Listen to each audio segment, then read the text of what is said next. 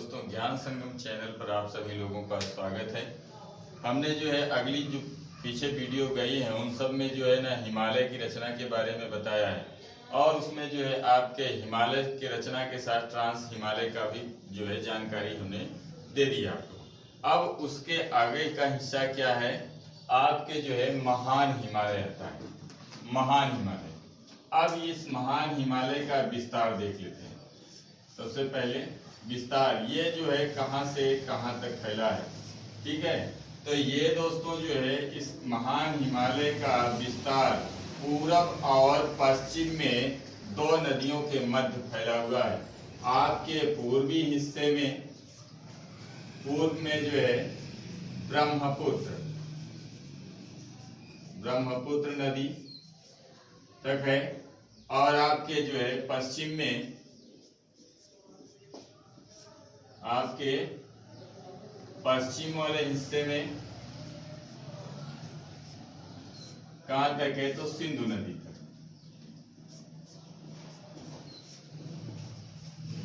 सिंधु, इस तरीके से ये ब्रह्मपुत्र से सिंधु नदी के बीच में फैला हुआ है। अब देखिए इसकी जो है लंबाई क्या है, तो इसकी लंबाई और चौड़ाई जो है इसी आधार पर अगर हम सिंधु से ब्रह्मपुत्र के मध्य का हिस्सा देखते हैं तो इसकी लंबाई जो है, इसकी लंबाई कितनी जाती है, तो ये है आपके 2400 किलोमीटर। पूरब से पश्चिम ये 2400 किलोमीटर है और इसकी जो है चौड़ाई कितनी है, तो चौड़ाई जो है औसतन इसकी 25 किलोमीटर है। 25 किलोमीटर इसकी चौड़ाई है। अब आता है कि इसकी औसत ऊंचाई, तो इसकी औसत ऊंचाई कितनी है महान हिमालय की, तो इसकी औसत ऊंचाई जो है, औसत ऊंचाई 6000 मीटर है, ठीक है दोस्तों, इतनी इसकी औसत ऊंचाई है। अब आता है कि ये जो महान हिमालय है इसका निर्माण कब हुआ, तो इसका निर्माण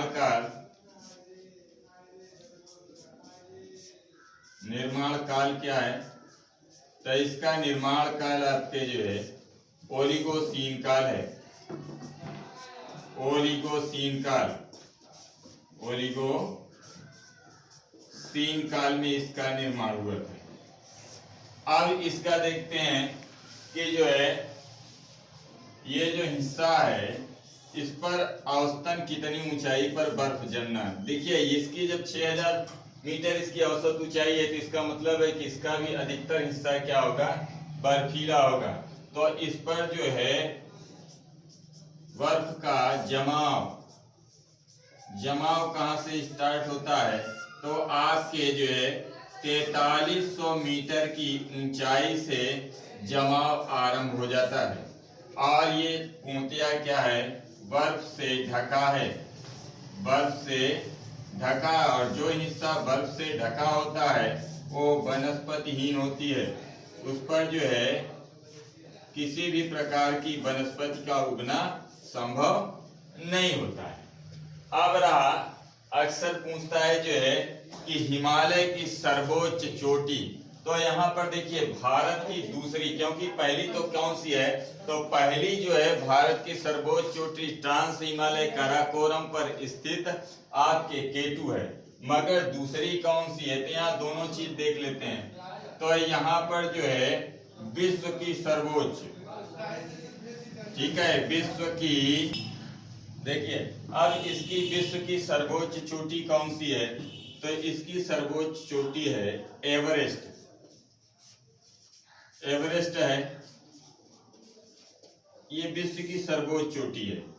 अब अक्सर आता है कि एवरेस्ट को तिब्बत और नेपाल के लोग क्या कहते हैं, तो इसे नेपाल वाले जो है, नेपाल के लोग इसे क्या कहते हैं, तो इसे नेपाल में सागर माथा कहा जाता है, सागर माथा कह करके पुकारते हैं, ठीक है दोस्तों। और यहीं इसे तिब्बत में जो है, इसे तिब्बत वाले इलाके में क्या कहते हैं, तो तिब्बत में इसे जो है चोमोलुंगमा कहा जाता है। चोमोलुंगमा।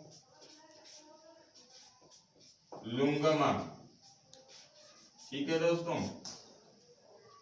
ये रहा। और अब जो है एवरेस्ट की ऊंचाई कितनी है, तो ये इसकी ऊंचाई 8,850 मीटर है। ये विश्व की सर्वोच्च चोटी है और ये आपके जो है नेपाल, चीन या तिब्बत सीमा पर स्थित है। अब रहा कि इसका जो है विभाजन भी कई नदियों के द्वारा किया गया है। जैसे देख रहे हैं कि इधर सिंधु नदी है और उधर ब्रह्मपुत्र नदी है। तो ब्रह्मपुत्र नदी इसका जो है इस पर एक गाज का निर्माण करती है जिसे लोहित्या या दिहांग गाज कहा जाता है। इसे दिहांग गाज बनाती है। और फिर यहाँ पर जो है सिंधु भी जो है सिंधु गाज का निर्माण करती है। सिंधु गाज का निर्माण करती है। तो ये जो है सिंधु गाज से दिहांग गाज के मध्य स्थित है। मगर इसके साथ साथ और भी नदियां हैं जो इसके मध्यवर्ती क्षेत्र में, जैसे आपके जो है सतलज हो गया, फिर आपके जो है शारदा है, कोसी है। शारदा को काली नदी भी कहा जाता है। इस तरीके से जो है नदियां इस पर कटाव करके गाज का निर्माण करती हैं। अब आता है जो है अगला हिस्सा कि इस पर जो सर्वोच्च चोटी है उस पर जो है भारत की ओर से प्रथम बार कौन गया? भारत का प्रथम पर्वतारोही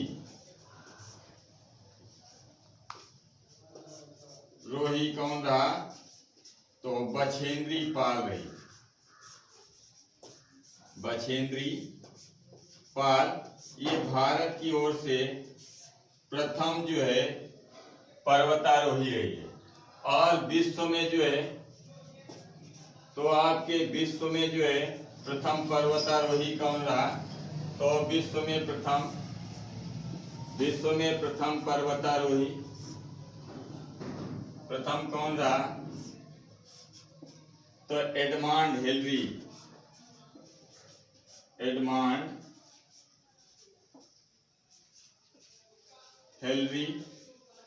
और उसके साथ इसका सहायक कौन था? एडमंड हिलरी का सहायक तेनजिंग